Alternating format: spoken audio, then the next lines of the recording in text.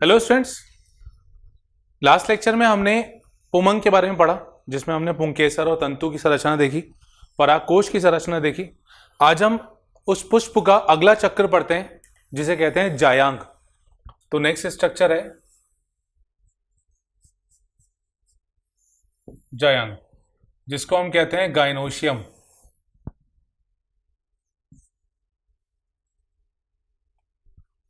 यह पुष्प में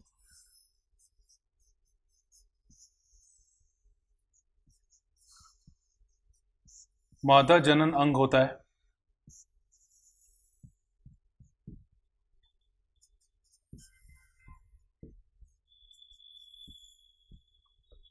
पुष्प में यह मादा जनन अंग होता है और इसकी जो इकाई होती है उसको अपन कहते हैं पिस्टिल या कार्पिल।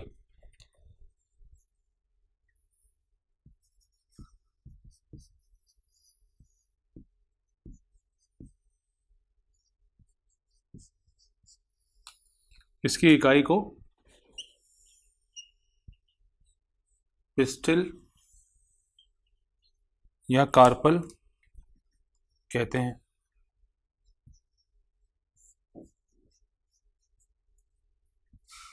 अब देखिए जब इसकी अपन संरचना देखते हैं तो ये कुछ इस तरह का दिखता है।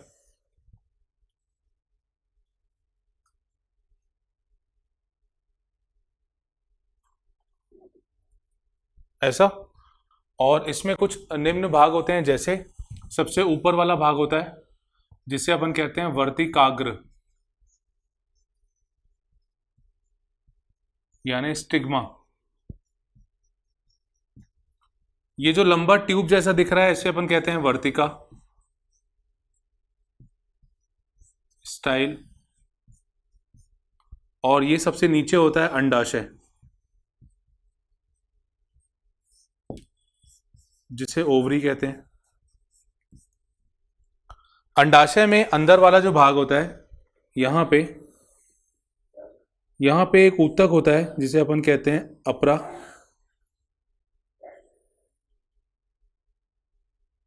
ये अंदर की ओर अपरा इस तरह से होता है।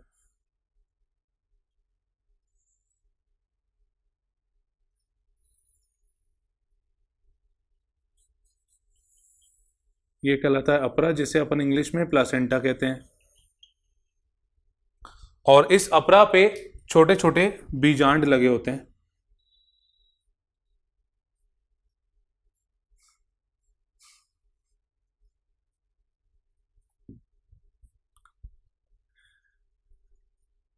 ये है बीजांड,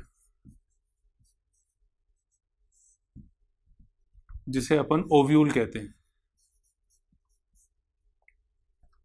तो इसके पॉइंट अपन लिख लेते हैं। कार्पल के निम्न भाग हैं वर्तिका, पहला वर्तिकाग्र। वर्तिकाग्र का कार्य क्या होता है? देखिए, परागकण जो होते हैं इस वर्तिकाग्र पर आके बैठते हैं, और अगर सब कुछ ठीक रहता है तो फिर उससे पराग नलिका का निर्माण होता है। तो वर्तिकाग्र जो है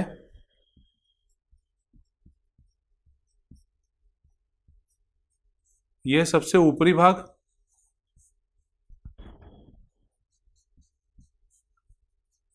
है जो कि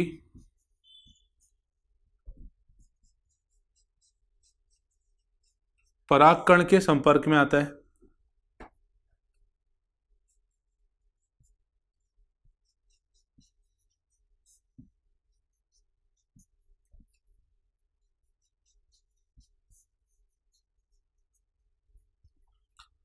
यह होता है वर्तिकाग्र। दूसरा इसका भाग है वर्तिका।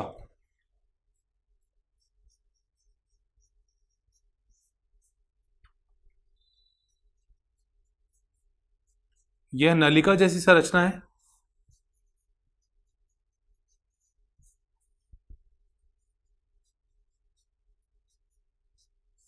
जो वर्तिकाग्र को अंडाशय से जोड़ती है।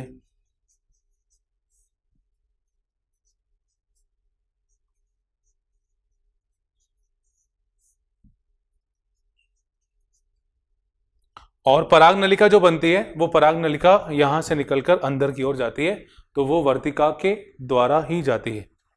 चलिए इसको रिवाइज करते हैं। जायांग मतलब गाइनोशियम, यह मादा जनन अंग होता है पुष्प का, और इसकी इकाई होती है पिस्टिल या कार्पल, दोनों में से कोई भी एक पूछा जा सकता है। ये एक पिस्टिल है या एक कार्पल ये है। कार्पल में या पिस्टिल में कुछ भाग होते हैं जो अपन ने यहाँ पे लिखे हैं। पहला है वर्तिकाग्र, सबसे ऊपरी भाग है, पराग कण जो होते हैं वो इसके ऊपर आके बैठते हैं। दूसरा जो ये नलिका जैसी संरचना दिख रही है इसे अपन वर्तिका कहते हैं, और इसका आखिरी भाग होता है अंडाशय। अंडाशय के अंदर एक ऊतक होता है जिसे अपन अपरा या प्लासेंटा कहते हैं, और उसमें फिर छोटे छोटे बीजांड लगे होते हैं। दूसरा अपन ने लिखा है वर्तिका के बारे में, यह नलिका जैसी संरचना है जो वर्तिकाग्र को अंडाशय से जोड़ती है। इसमें अगली संरचना जो आखिरी वाली थी ये होता है अंडाशय।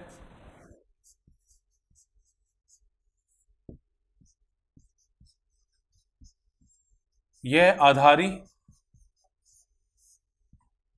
फूला भाग है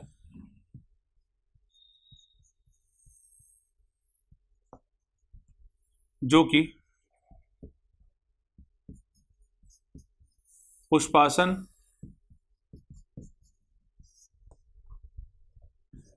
पर स्थित होता है।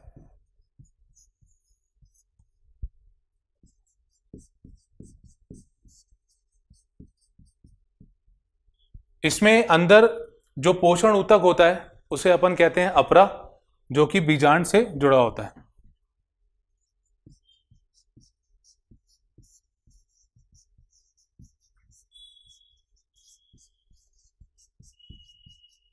इसमें अंदर की ओर अपरा होता है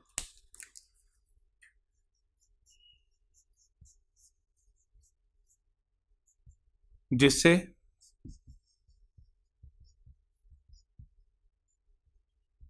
बीजांड व्रंथ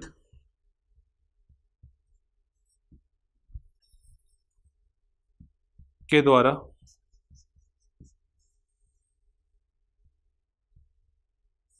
बीजांड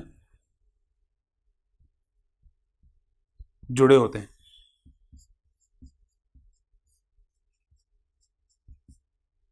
बीजांड व्रंथ के द्वारा बीजांड इसमें जुड़े होते हैं।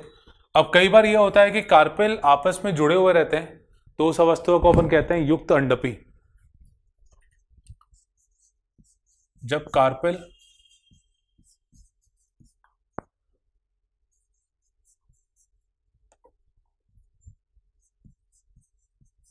आपस में जुड़े होते हैं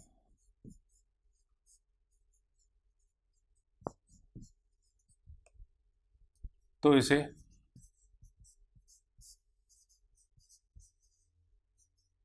युक्त अंडपी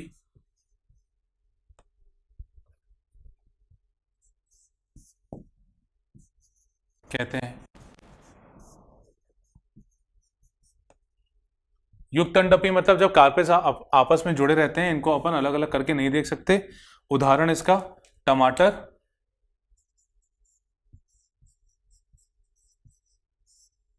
सरसों आदि। टमाटर हो गया, सरसों हो गया, उसमें युक्त अंडपी अवस्था देखने मिलती है। फिर दूसरी अवस्था है जब कार्पेल जो होते हैं वो मुक्त होते हैं। जब कार्पेल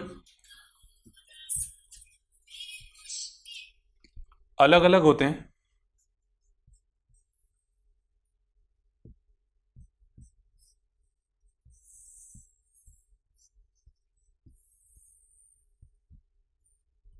तो इसे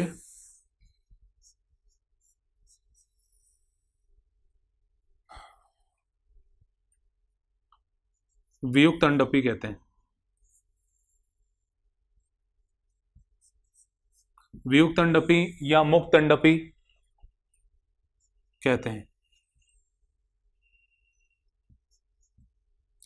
उदाहरण इसका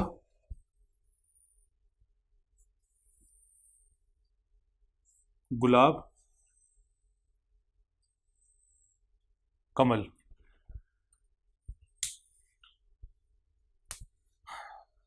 तो अंडाशय आधारी फूला भाग है, पुष्पासन पर स्थित होता है, और अंदर की ओर इसमें अपरा होता है। बीजांड व्रंत एक छोटी सी संरचना होती है, ये अभी मैं इसकी संरचना बना के बताऊंगा। बीजांड इससे जुड़े होते हैं। जब ये आपस में जुड़े होते हैं तो युक्त अंडपी, और जब ये अलग अलग होते हैं तो वियुक्त अंडपी या मुक्त अंडपी, ये इसके उदाहरण। अब हम इसमें अंडाशय के अंदर जो बीजांड स्थित होता है इसकी संरचना देखते हैं।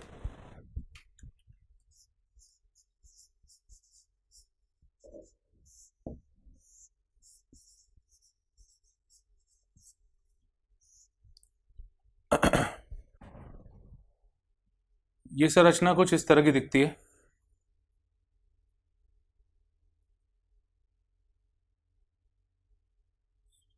ये ऊपर वाला हिस्सा जो अपरा से जुड़ा होता है इसको अपन कहते हैं बीजांड व्रंत।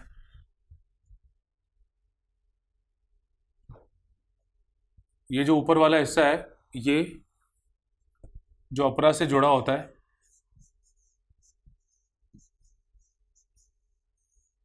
इसे अपन कहते हैं बीजांड व्रंत।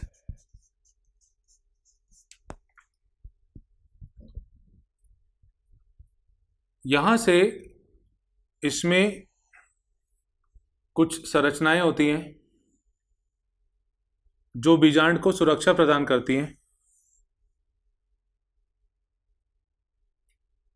इसे हम कहते हैं अध्यावरण। मैं यहां बीजांड व्रंत में लिख देता हूं कि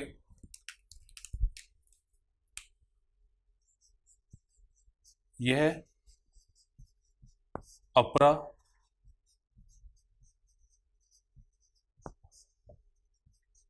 से जुड़ा भाग होता है।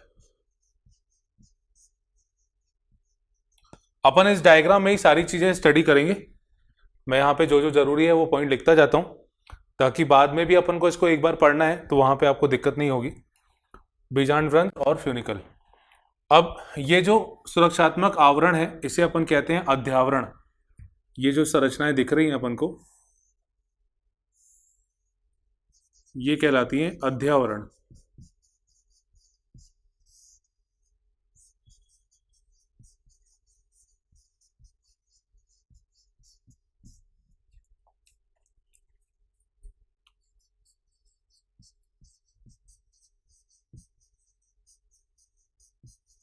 यह सुरक्षात्मक आवरण है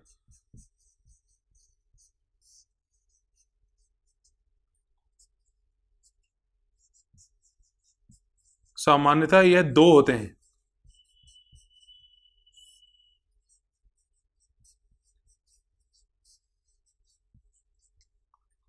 परंतु कुछ पादप होते हैं जैसे लीची वगैरह, इसमें ये तीन होते हैं और जो तीसरा अध्यावरण होता है वो खाने योग्य होता है। परंतु कुछ पादप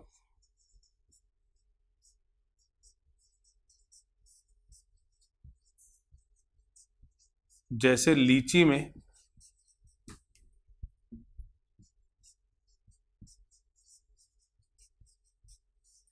तीसरा अध्यावरण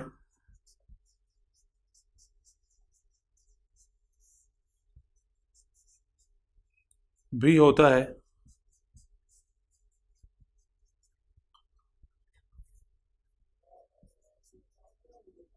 यह खाने योग्य होता है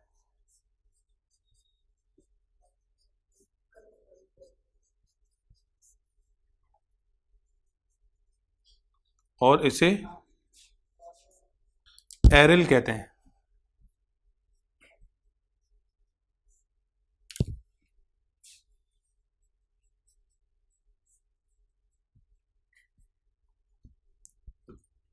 तो दूसरा पॉइंट अपन ने लिखा अध्यावरण। इंटेगुमेंट कहते हैं सुरक्षात्मक आवरण है। सामान्यतः दो होते हैं, ये नंबर भी आप ध्यान रखिएगा। ये सामान्यतः दो होते हैं पर लीची में तीसरा अध्यावरण भी पाया जाता है और यह तीसरा अध्यावरण जो होता है उसमें वो खाने योग्य होता है, उसको अपन कहते हैं एरिल। यहां अंदर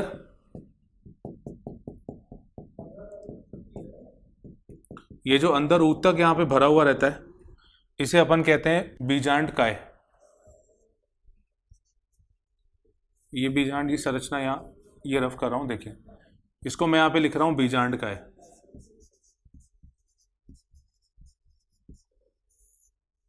इसे कहते हैं न्यूसेलस।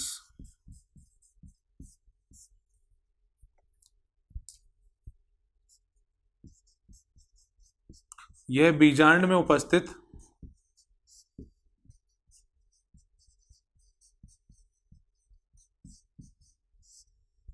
पोषण ऊतक है।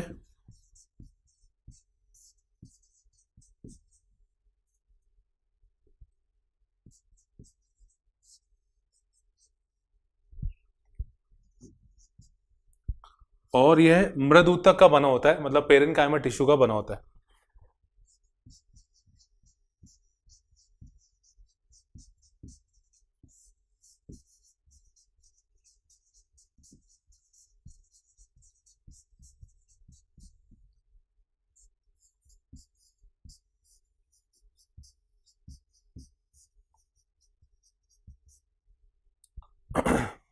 यहां पे ऊपर की ओर ये जो छोटा सा खुला हुआ भाग दिख रहा है, इसे अपन कहते हैं बीजांड द्वार।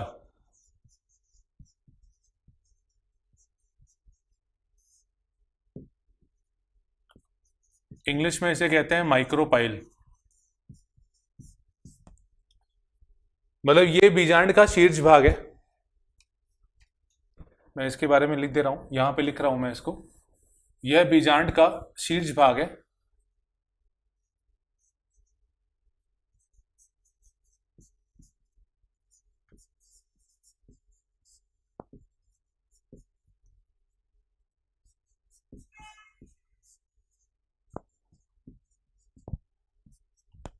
और अधिकांश केसों में, अधिकांश पादपों में जो पराग नलिका होती है वो बीजांड द्वार से प्रवेश करती है। कई पादपों में पराग नलिका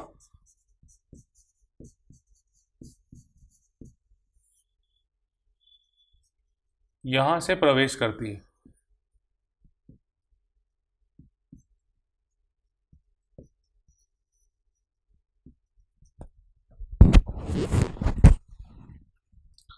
अच्छा, यहां पे एक और संरचना है, देखिए ये तो हो गया बीजांड व्रंत यानी फ्यूनिकल, और ये हो गया, ये बीजांड का मुख्य शरीर हो गया।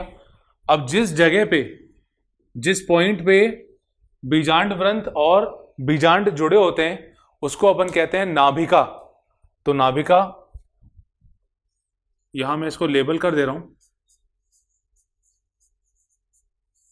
नाभिका, यहां इसके बारे में लिख दे रहा हूं।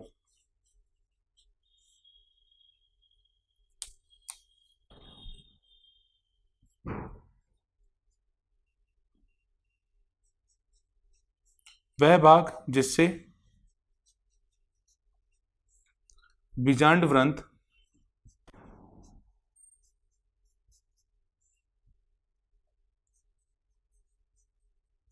बीजांड से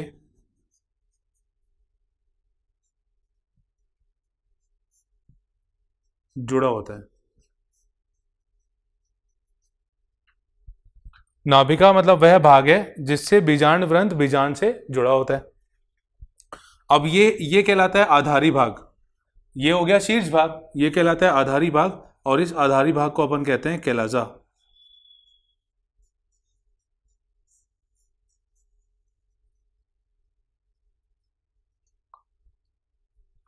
तो ये एक बीजांड की संरचना हो गई। चलिए मैं इसको रिवाइज कराता हूं पूरा। सबसे पहले मैंने बताया था बीजांड व्रंत होता है, ये बीजांड व्रंत, यहाँ पे ये अपरा वाला भाग यहाँ पे है, ये अपरा वाले भाग से ये जुड़ा हुआ है, ये इस तरह से निकलता हुआ दिखता है, ये है अपरा। अपरा मतलब प्लासेंटा। तो बीजांड व्रंत फ्यूनिकल अपरा भाग से जुड़ा होता है। दूसरा मैंने बताया एक, फिर यहाँ पे बीजांड द्वार मतलब माइक्रोपाइल, और ये इसका शीर्ष भाग है, और पराग नलिका यहाँ से प्रवेश करती है। कई पादपों में पराग नलिका जो है वो बीजांड द्वार से प्रवेश करती है। फिर इसके अंदर जो ऊतक वाला भाग है जो पोषण देता है, इसको अपन कहते हैं बीजांड का है, न्यूसिलस। ये पोषण ऊतक है और पेरेन्काइमा का बना होता है, मृद ऊतक का बना होता है। फिर इसके बाद ये जो सुरक्षात्मक आवरण दिख रहे हैं इनको अपन कहते हैं अध्यावरण, सुरक्षा प्रदान करते हैं। सामान्यतः दो होते हैं, पर कुछ पादप जैसे लीची में तीसरा अध्यावरण भी होता है जो कि खाने योग्य होता है, और उसको अपन कहते हैं एरिल। ये इसका आधारी भाग है जिसको अपन कैलाजा कहते हैं। और नाभिका वो संरचना है जो बीजांड व्रंत को बीजांड शरीर से जोड़कर रखती है। तो ये हो गया एक बीजांड और उसकी संरचना, जो जो चीज़ें इसमें पाई जाती हैं। तो ये हो गई बीजांड की संरचना। नेक्स्ट स्ट्रक्चर, अगला टॉपिक इसमें देखते हैं, ये है बीजांड विन्यास।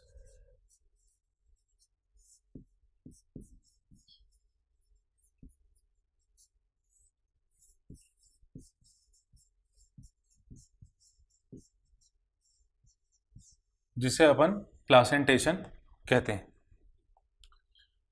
इसमें बीजांड विन्यास मतलब जो बीजांड होते हैं वो अपरा पे या अंडाशय में किस तरह से व्यवस्थित होते हैं, ये कहलाता है बीजांड विन्यास। बीजांड में बीजांड का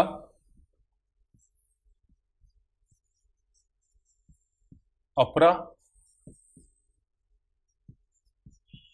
या अंडाशय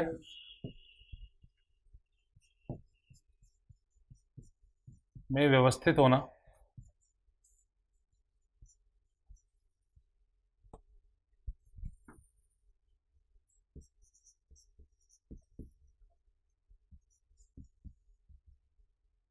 बीजांड विन्यास कहलाता है।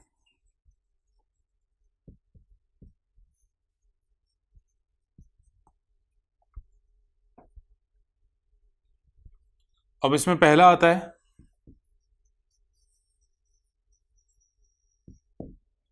मार्जिनल। मार्जिनल मतलब सीमांत, इसको अपन कह सकते हैं, सीमांत जो होता है मार्जिनल। इसमें बीजांड जो होते हैं वो बिल्कुल इस तरह से दोनों ओर लगे होते हैं। सीमांत में मतलब दोनों सीमाओं में बीजांड यहाँ पे व्यवस्थित होते हैं, जैसे ये आपने मटर में देखा होगा, उदाहरण इसका मटर। दूसरा आता है भित्तीय।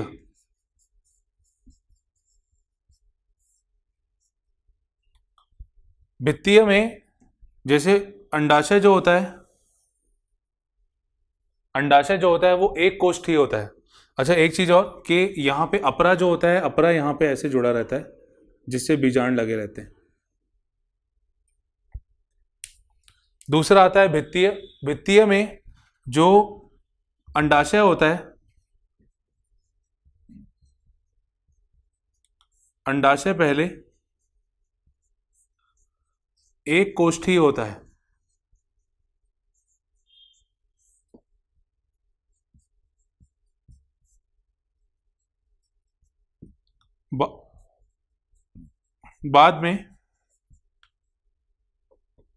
बाद में एक संरचना बनती है जिसे अपन कहते हैं रेप्लम। रेप्लम के कारण ये द्विकोष्ठीय हो जाता है।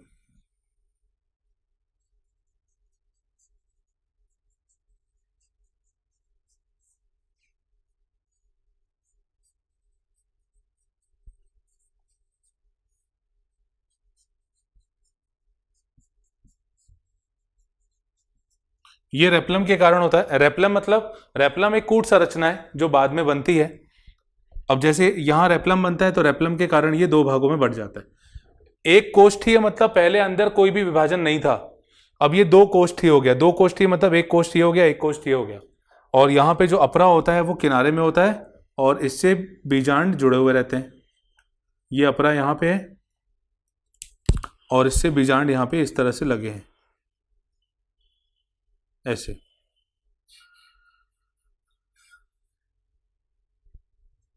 तो बीजांड यहाँ पे किनारे में मतलब ऊपर की ओर लगे होते हैं और इसका उदाहरण है सरसों, खीरा। सतावर में भी देखा जाता है ये। तीसरा है अक्षीय।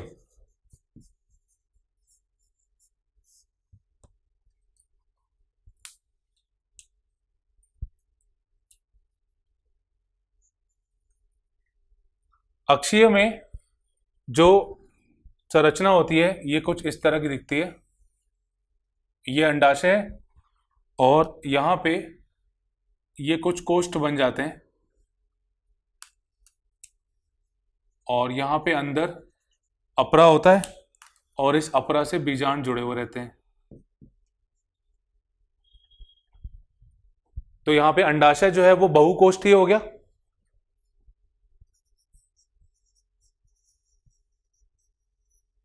अंडाशय बहुकोष्ठीय, अपरा केंद्र पर है,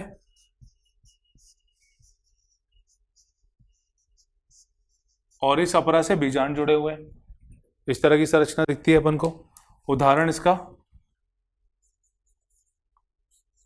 नींबू, टमाटर में भी होगा, गुड़हल में भी होता है ये। फिर चौथा है मुक्त स्तंभीय, जिसको अपन कहते हैं फ्री सेंट्रल। इसे अपन कहते हैं एक्सियल और एक्साइल, और इसको अपन कहते हैं पेराइटल।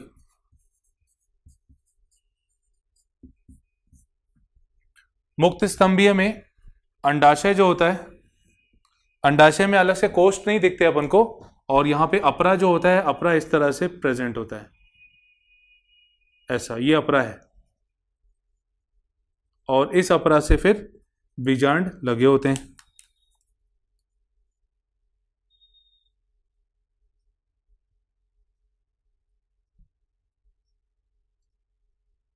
ऐसा, इसका उदाहरण है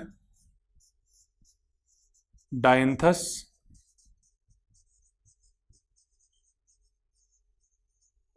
और प्राइमरोज। डायंथस और प्राइमरोज में इस तरह की संरचना देखने मिलती है। पांचवा है इसका आधारी, जिसे अपन बेसल भी कहते हैं। आधारी में अंडाशय होता है और आधार पे मतलब नीचे की तरफ एक बीजांड प्रेजेंट होता है। यहां पे अपरा भी होगा, अपरा यहां पे इस तरह से प्रेजेंट होता है, ये अपरा है और इससे बीजांड जुड़ा हुआ है।